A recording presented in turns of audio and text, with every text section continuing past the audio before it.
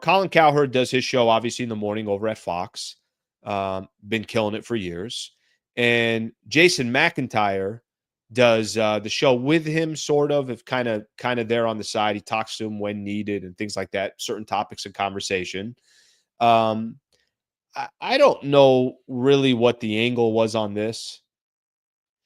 It's talking about Inside the NBA, the show, and how Inside the NBA has hurt the league. Take a listen to his thoughts, and you guys can tell me what you think. Take a listen. J-Mac, your thoughts?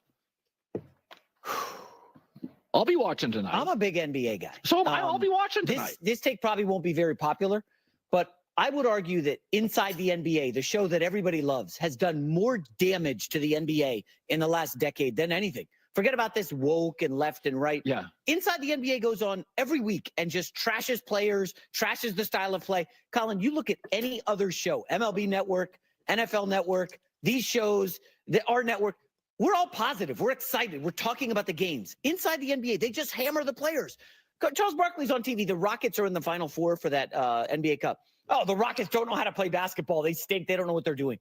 What are you doing? You're damaging your product on a nightly basis, hammering it. Colin, globally, the NBA is fine. Much bigger sport globally than the NFL. Well, yeah. In America, the ratings aren't great. That's obvious. How's it doing in, like, Iowa? You could argue. Who cares? We're big in China. All right, that's Jason McIntyre on with Colin. NBA Central, I grabbed that from them. Yeah, I was listening to that, and I'm saying to myself, I've had my issues with the Inside the NBA show, and I think let me properly explain this. Here's been my issues with Inside the NBA. I think there are times where they're just demolishing these guys, and I know it's an entertainment show. And remember that time they had gone through where they were just killing JaVale McGee and shacking a fool, and every basically highlight was trying to make JaVale McGee look stupid. There was a time, I've talked about this before, Anthony Davis, street clothes, right? That's the nickname that Charles Barkley gave him. That took off. And then, I had an issue with, how are you going to be able to, I can't tell you somebody else's pain tolerance. So I have a difficult time complaining about somebody, why they're injured and they should play through something. I don't know what his injury is. I don't know what that pain is for him. If you want to make comparisons and just say, look, I would have played through that. Okay, that's fine. But they have definitely gone after some of these NBA players. And there's been some times where I'm like, yeah, I think that's gone too far, or that's jacked up, or damn, that's, you're making this player look so much worse than he really is.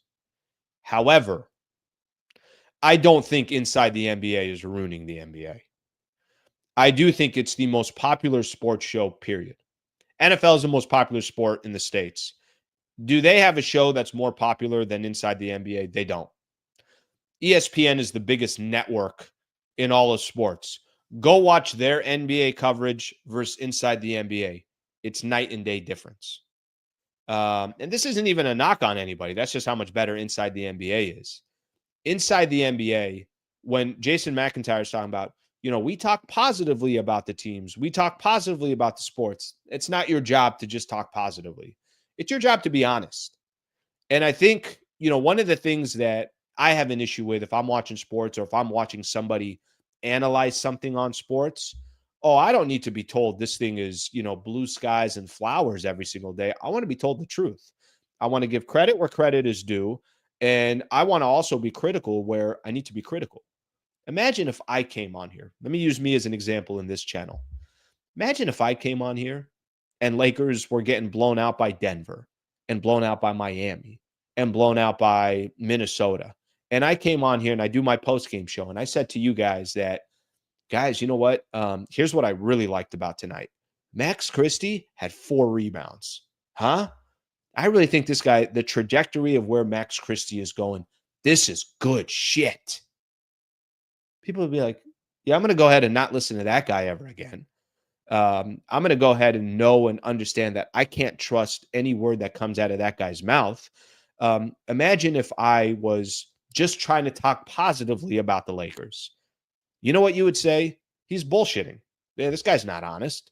That's not the right way to convey a message to your audience. Your audience already knows what's going on in front of them. And now they're looking for you to break it down a little bit further. Maybe you are an expert in the sport. Maybe you're just going to give your honest opinion. However you look at it. Inside the NBA, I think one of the things that they do better than anybody else, they keep it real. Sometimes too real. Like I said, like there are times where I feel bad for some of these players. I'm like, Jesus Lord. Now, do they go a little bit all over the place? Sure. But you're going to tell me Kenny Smith does not know basketball. You're going to tell me that Charles Barkley doesn't know basketball, that Shaquille O'Neal doesn't, Ernie Johnson doesn't know basketball. Of course, these guys know basketball. But part of their job is also to be entertaining. I don't think they've hurt the league. I don't. I don't know what their relationship is with a lot of the players. I don't think they care. I think they figured out how to do a show and keep it entertaining, but also at the same time be honest. Now, I think it could also go the other way. If they're just always negative, Jason McIntyre said something about the Houston Rockets in the Final Four of the NBA Cup. I didn't hear that clip, so I'm not going to comment on it. But if they trashed the Houston Rockets this year for what they're doing, then they're also going to lose credibility.